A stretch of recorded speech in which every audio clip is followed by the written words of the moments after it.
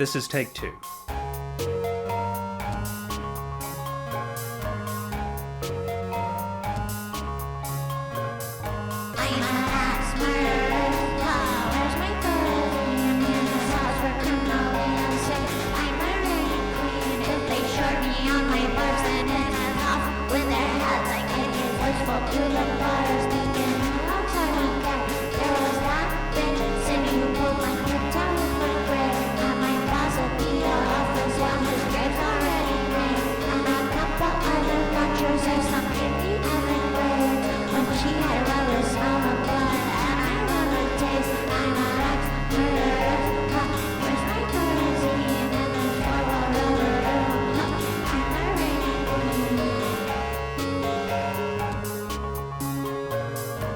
Hello and welcome to Take 2, a semi-weekly show offering critical analysis and contextualization of those films which, for one reason or another, have not made it onto the main feed. This is a space to talk about short films, about shot-on-video films, about direct-to-video and direct-to-DVD films. On today's episode, we'll be talking about the January 2000 film The House with Arched Windows, an Italian SOV riff on The Exorcist, and, surprisingly for me, The Blair Witch Project.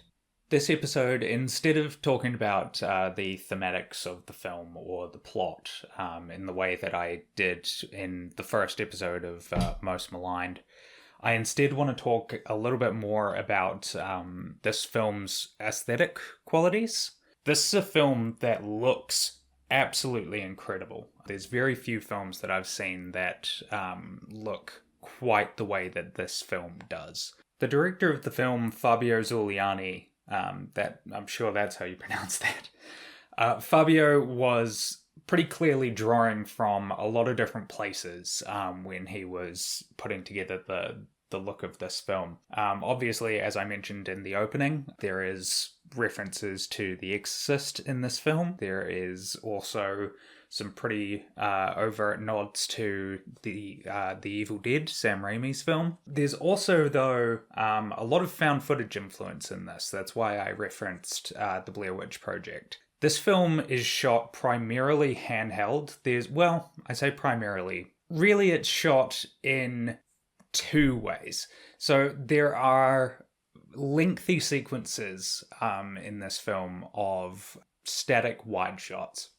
And then intercut with these are these incredible long takes that are all shot on handheld video that just look amazing. They really draw attention to themselves in a way that I think it's hard to know whether or not it's intentional or whether or not this was just sort of a result of the low budget of the film.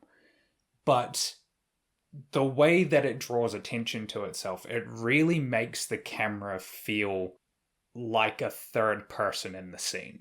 It reminds me a lot of the way that the camera functions in Kane and Lynch Dog Days, Kane and Lynch 2.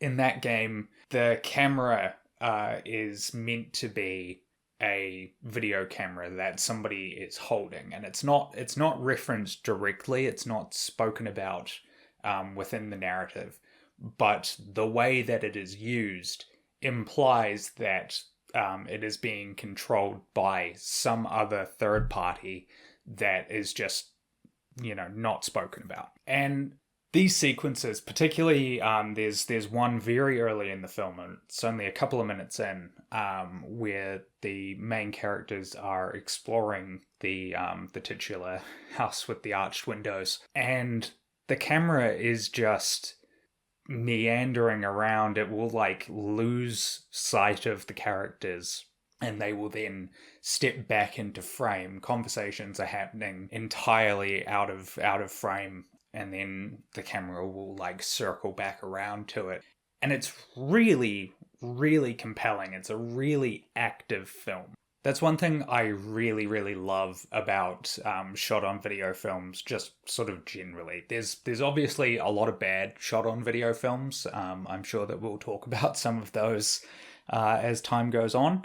But broadly speaking, I find shot on video films to be really, really energetic, and really engaging in that energy. Unlike more, let's say, professional films, a lot of these amateur, independent films, they're a lot more willing to be experimental with lighting and with camera work, with how they stage a scene, how characters, how actors and actresses speak and perform to the camera. A big reason for this is because the filmmakers are very often using their own money to fund the film.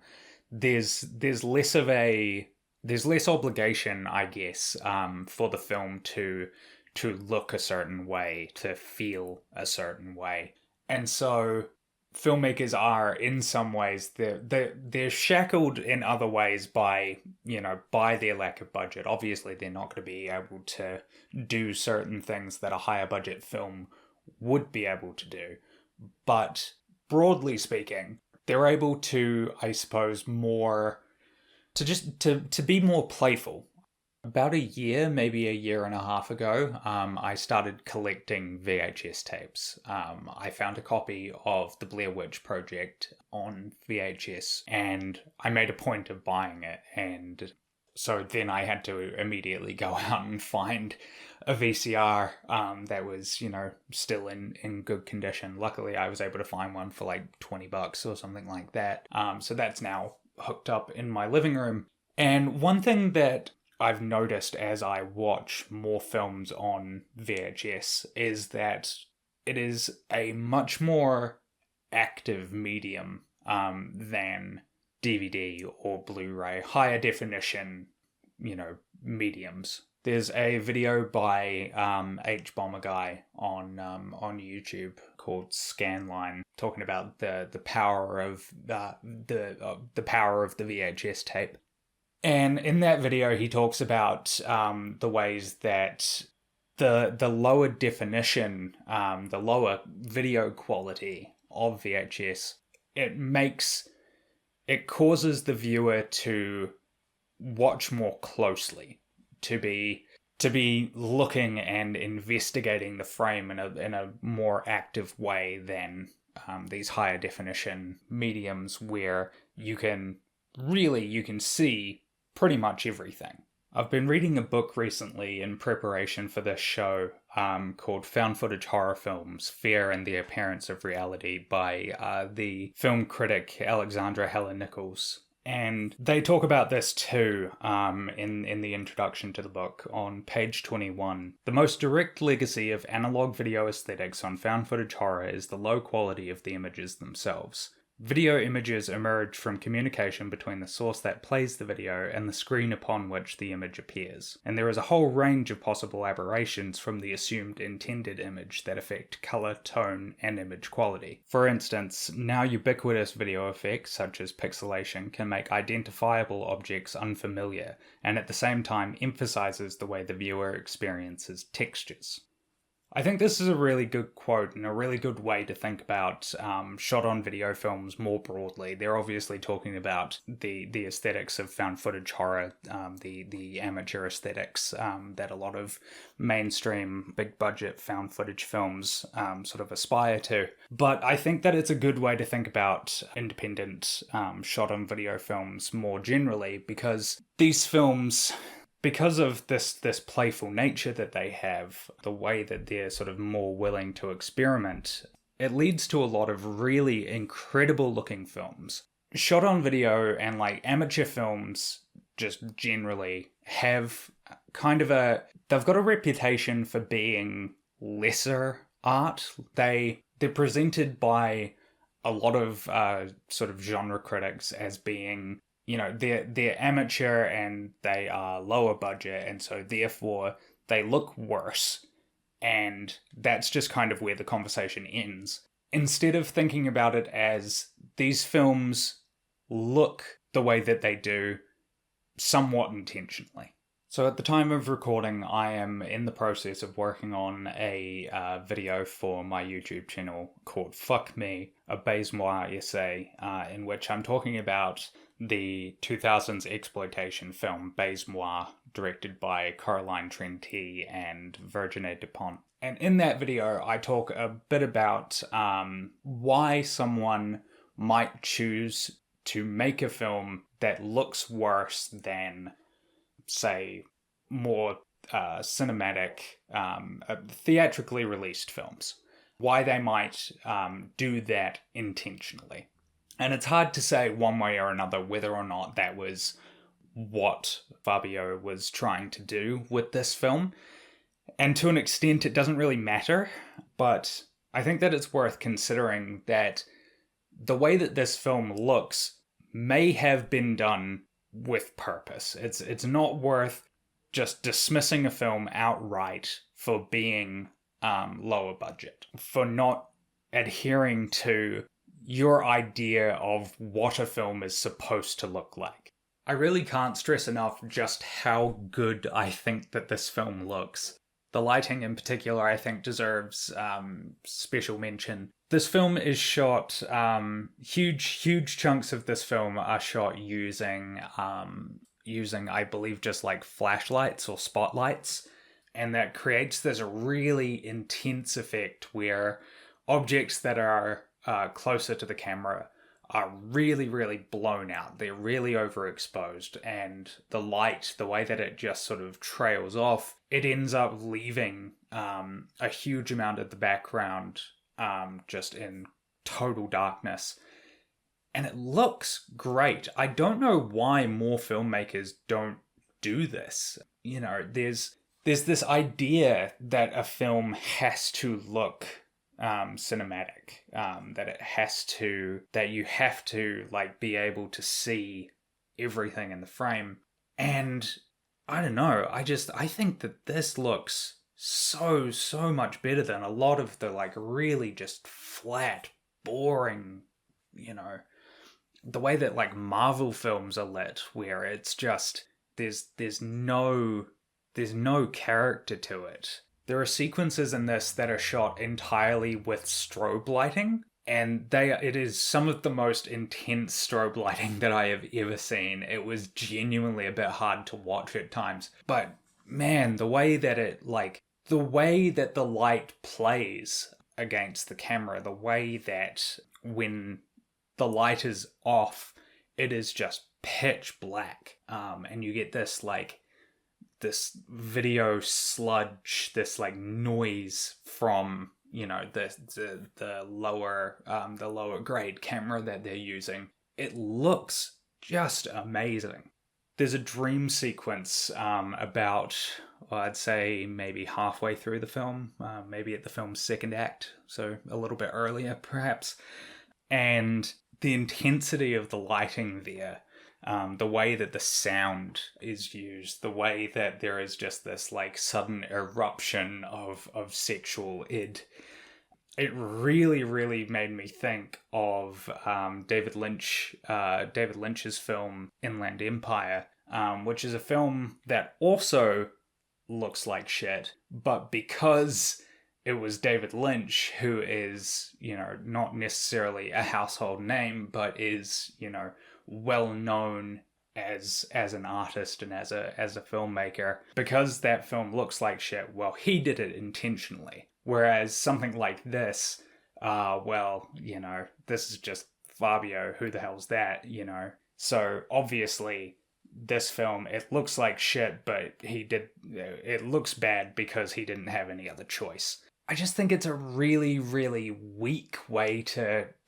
think about art. I just think it's a really cowardly way to engage with an artwork like this that is so clearly directed. It is like everything about it feels like it all feels intentional. It feels like Fabio really had a goal in mind of like what this film should be or should look like. I want to go back and talk about the sound design of the film a little bit more, because I think that it's also an aspect of this film that really, really shines. The sound design on a whole, I have written here in my notes, deserves special mention for just how well it creates mood and atmosphere. The music shifts between these distorted synths and these like classical horror themes. There's this particular moment that really sticks out in my mind of the characters they've gone to bed, and there is a thunderstorm that's coming, and the way that the sounds of thunder have just been digitally stretched, it creates this really, really cool, intense effect. It sounds just completely otherworldly, but at the same time, you know exactly what it is and what it's invoking. One of the first notes that I took here was talking about there are, at the beginning of the film, these like flashes, these little like subliminal images that are being shown to you. And I made a note here saying that I didn't know whether or not that was intentional or whether or not it was just a result of the video degrading over time.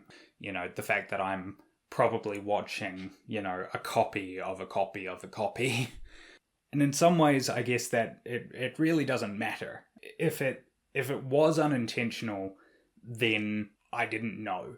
You know, I didn't know it. It felt very in line with the rest of the film, and it really added something to it, I think. There are a couple of different special effects throughout the film.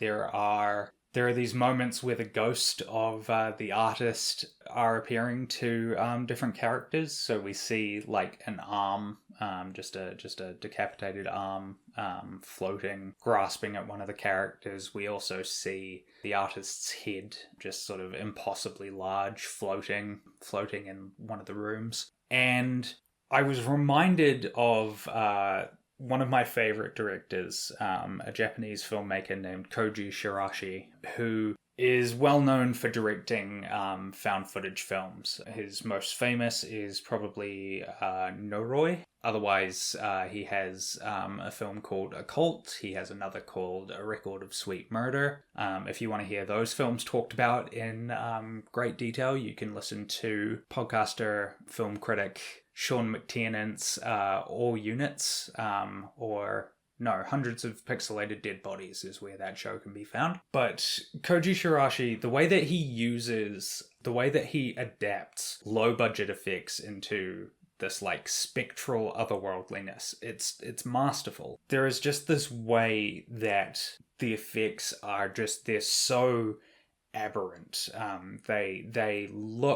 They're very clearly effects. It's very clearly, you know, just a quick and dirty like special effect that somebody's sort of tossed together. But it really plays in this way that creates this feeling of alienation in the audience. It has just such a presence on the screen. There's a moment in this film, I keep talking about this film in moments, and that's just because of, I guess that's just the easiest way to talk about it in some ways. I don't want to just like run through it beat by beat exactly and, you know, tell you everything that happens in the film, because I do want you to seek this film out. It's available on YouTube, on Fabio's YouTube channel, actually. He's uploaded all of his films, including all of his short films, and I'm very, very curious to go through and watch more of this guy's stuff, because this film, it really left an impression on me. But anyway, there is a moment in this film where the landlord, the clairvoyant that has rented this house out to the main characters, she is exploring the town at night, and this again is another one of those sequences where the use of spotlighting it really creates such a crazy atmosphere. The world around her is just so dark, and then she is just so blown out. But there are these moments where she is walking along and she comes across, she hears the sounds of dogs barking. and she, I think, is looking for them. And instead what she finds is Laura, who just comes lurching out of the dark. And the camera has been, overcranked.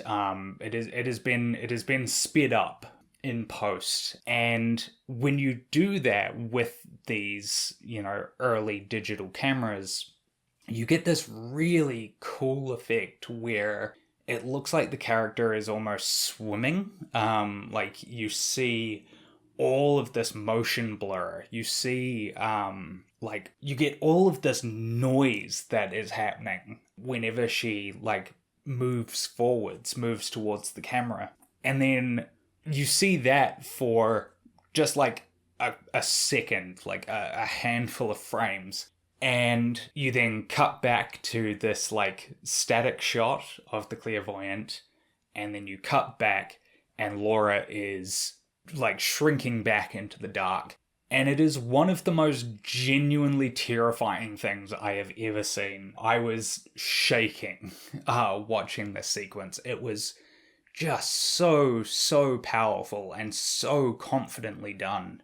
I can't sing this film's praises enough. I don't want to become one of those critics who's just like, this film is good, this film is bad. I'm not here to give recommendations, really. I'm here to examine the ways that these films, the films that I'm covering, reflect the ideology of the world in which they were made. And I suppose that I haven't really done that too much here, but I think that it's important to talk about these films and to talk about this type of independent art.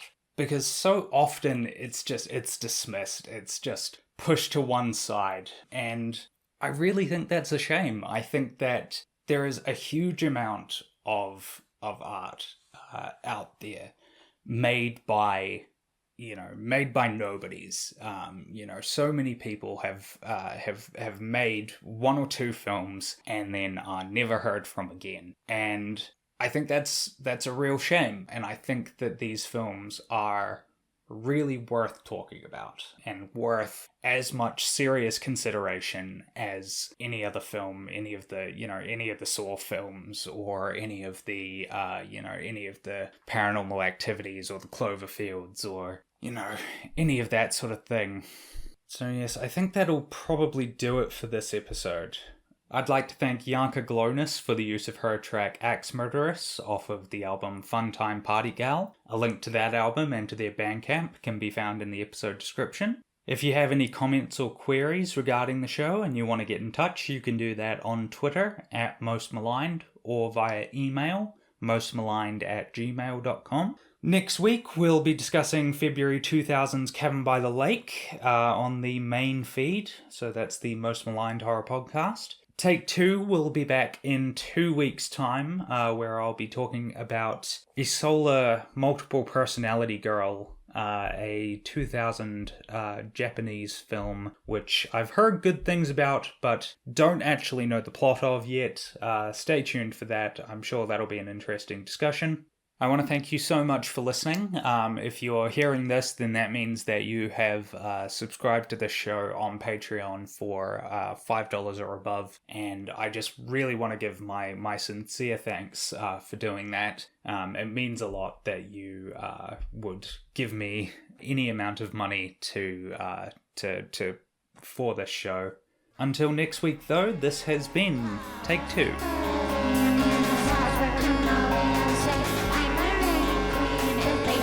On my person and off with their heads like it is wishful to